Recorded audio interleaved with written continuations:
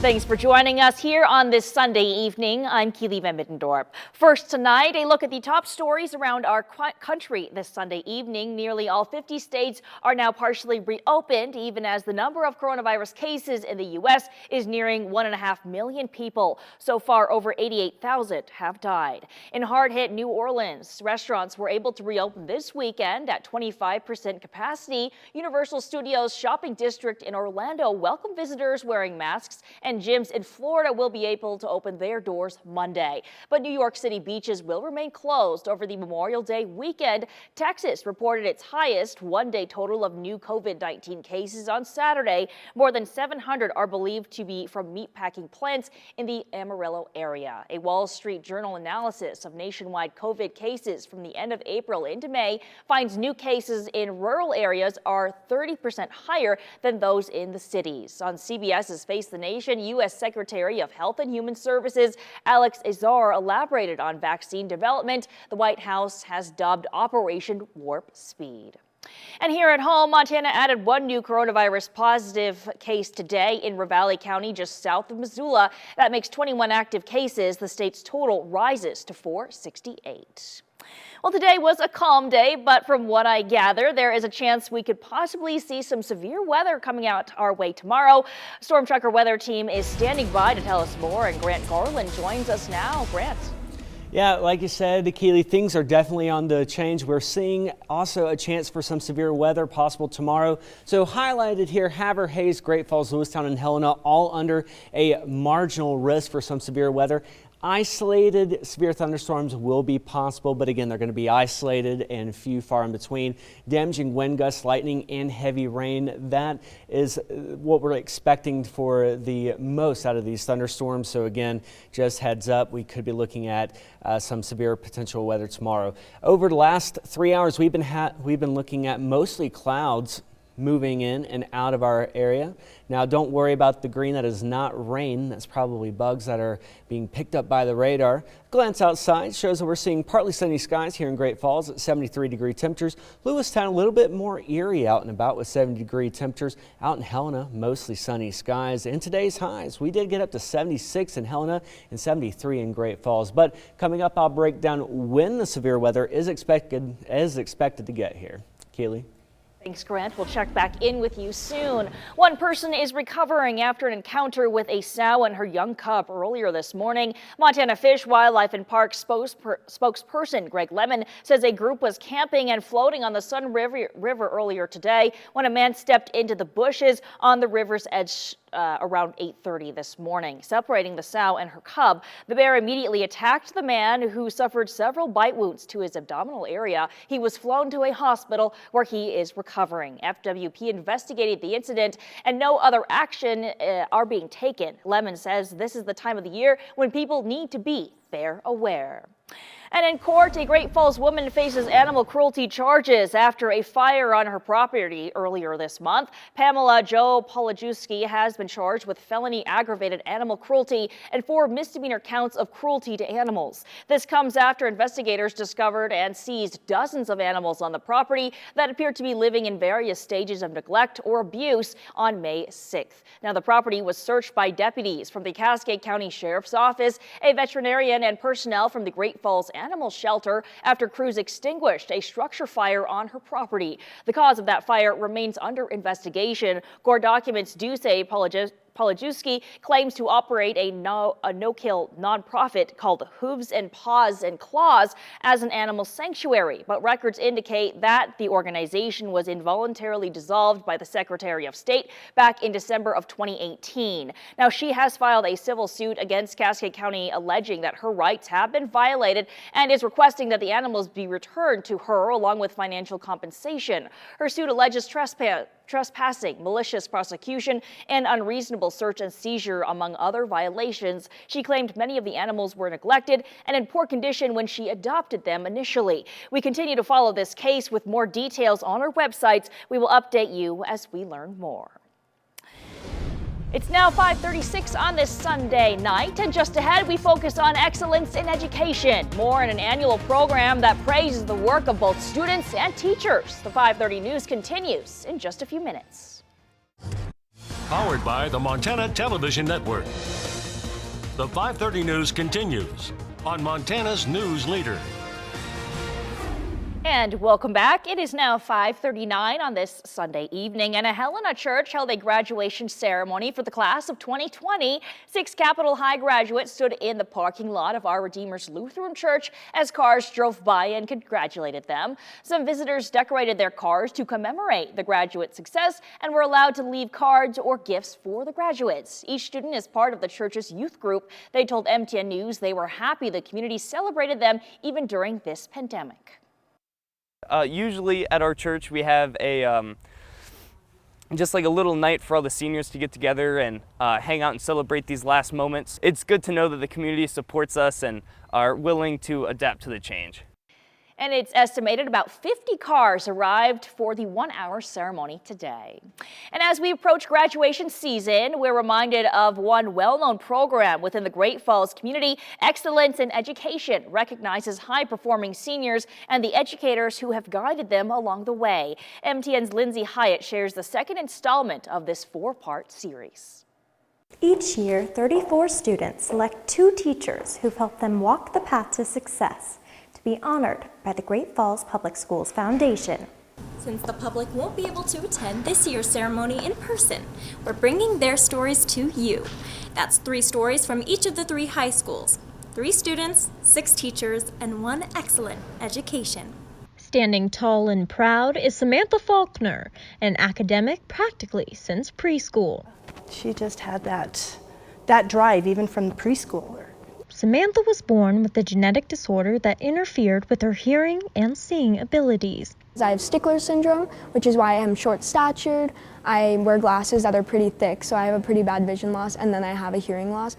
And I also have some joint problems because it's a collagen affecting disorder. And at just 18 months, she began her schooling at the Montana School for the Deaf and Blind. So Mrs. Moog, she was a teacher of mine at Montana School for the Deaf, where we had a little class of 6 kids, and she was always just so uplifting and positive, and made me feel confident in myself. Confident enough to advocate for herself in the classroom.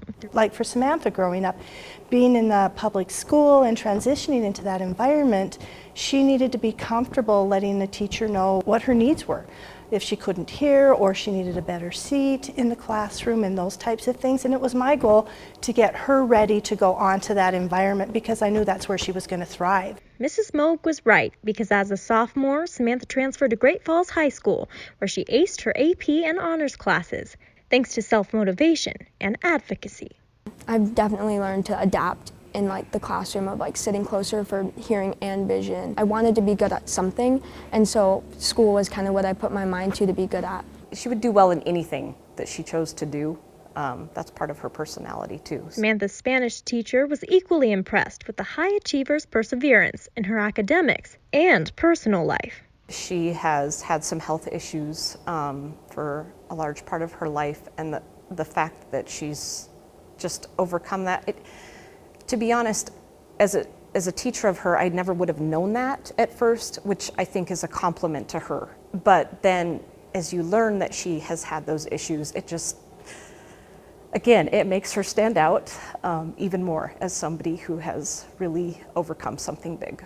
Samantha overcame not 1 language barrier, but 2, taking on a foreign language as a hard of hearing student. Spanish is hard to learn for a hard of hearing person.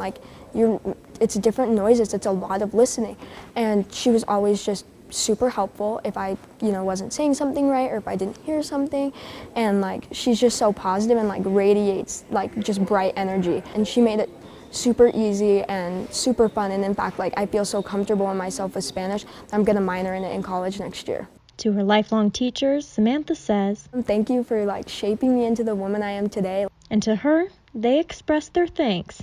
Thank you for being a wonderful student. And pride. And it just gives me goosebumps because I'm just super proud of her, super proud. Towards the young woman they had the privilege of calling a student. In Great Falls, Lindsay Hyatt, MTN News. Now, Samantha and her teachers are 3 of 45 Great Falls High honorees from this year's Excellence in Education program. Tune in next Saturday for a story from a Paris Gibson education student. And moving east, a man known to many in the Winifred area has never been shy about giving back to his home state.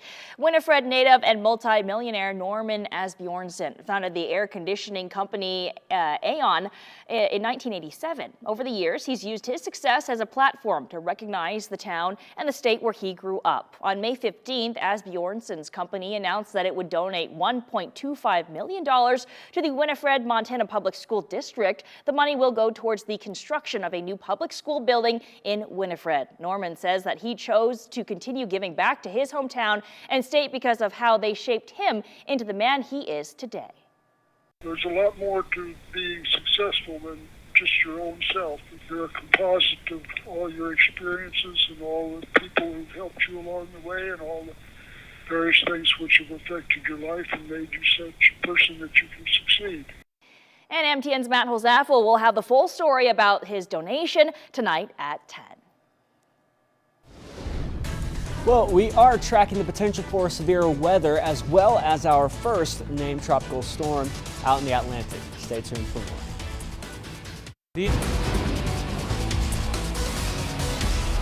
And welcome back to the 5:30 news. Well, the National Hurricane Center has upgraded a tropical depression into Tropical Storm Arthur. The storm continues to move north, but remains well offshore to the east coast off Florida and Georgia.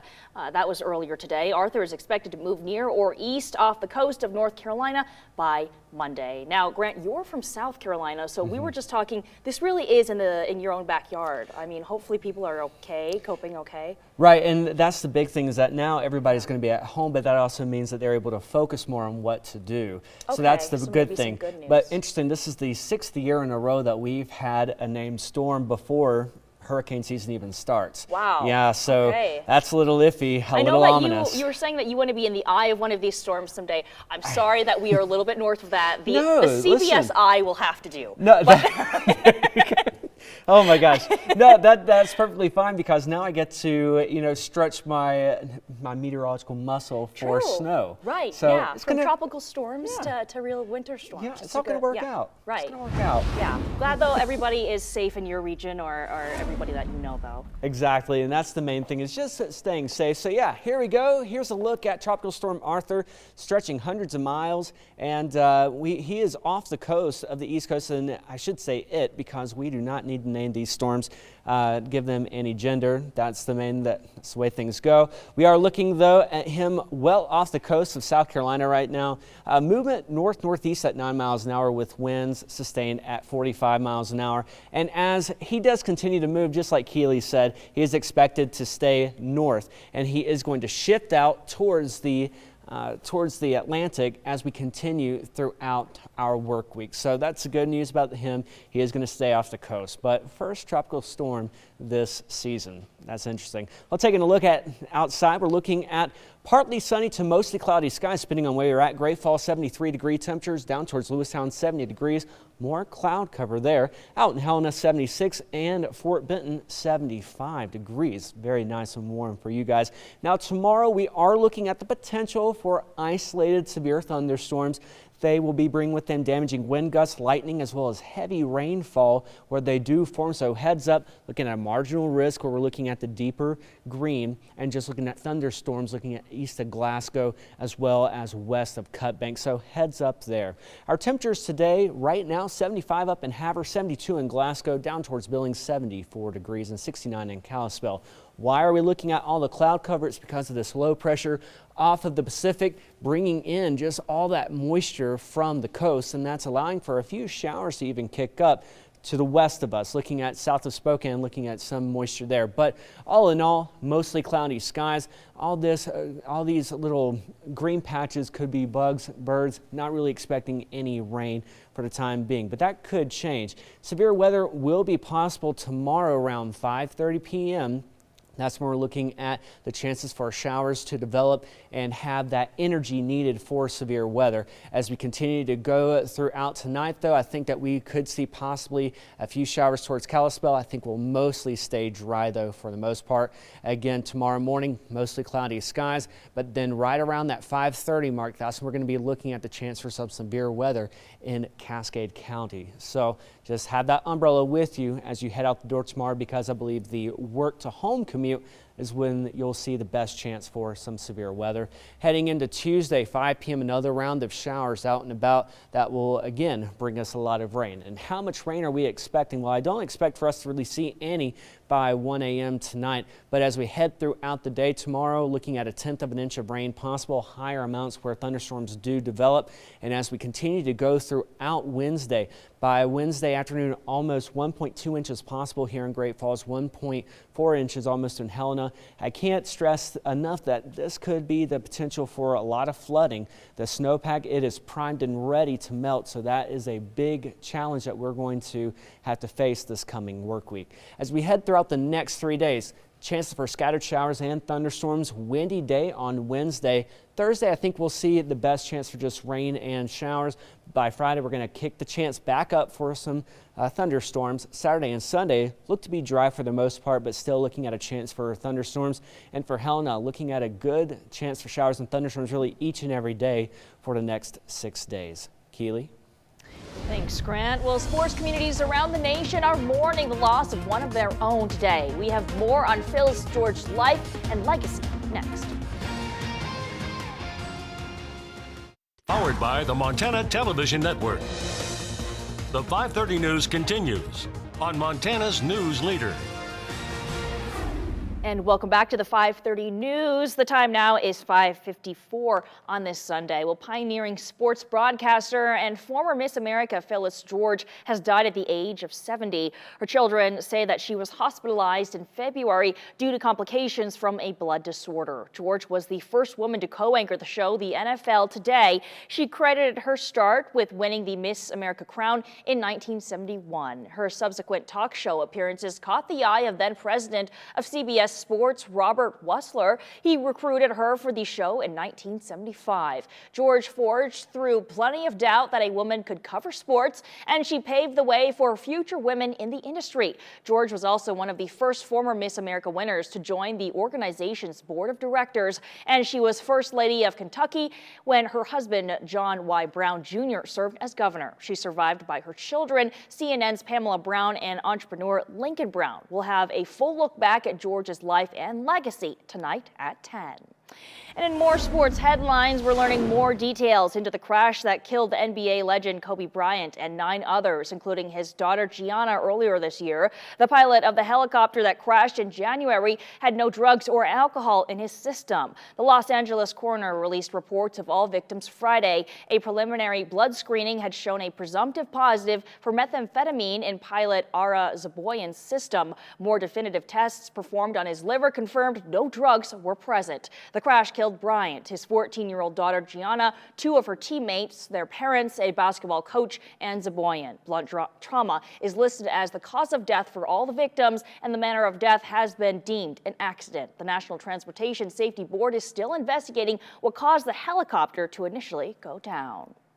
Well, coronavirus continues to impact the world in almost every way, including how we enjoy big events like NASCAR. Drivers started their engines again today in South Carolina without fans. It's the first of many races to be streamed in order to keep people safe from any spread of the virus. Darlington is described as the oldest speedway on the Cup circuit, but the safest place to restart the season. 8 events were previously postponed, and the series had been at a standstill for 10 weeks. And historic Churchill Downs opened Saturday with new safety protocols and no fans. The delayed spring meet began yesterday, but will look very different this year. The grandstands will be empty with no fans allowed inside. Churchill Downs also has strict safety protocols in place, which include testing all trainers, jockeys, and other personnel. And we'll be right back with a final check of your forecast after the break. Well, taking a look at the next 12 hours, by around 9 p.m. we'll see temperatures around 60 degrees. Not looking at really any chances of showers until tomorrow morning, starting off at 6 a.m. And for our friends in Helena, We're going to look at a chance for showers possibly by 3 a.m., 55 degrees. Heads up, we do have the chance for some severe weather tomorrow. All right, maybe pack an umbrella and be out on your way. Well, Krispy Kreme has a treat for graduating seniors, free donuts. The shops are offering this 2020 graduation dozen. Half the donuts say 2 and the others have zeros or holes. So together they spell out the year 2020. That's unfortunate we don't have one here. I was about to but ask, I guess you can save, maybe some 20 pounds off that. And, I don't know. I can Count it as a sacrifice blessing. a few. Yeah. Well, that's all the time we have today at 5:30. We'll see you right back here at 10. Have a great rest of your night.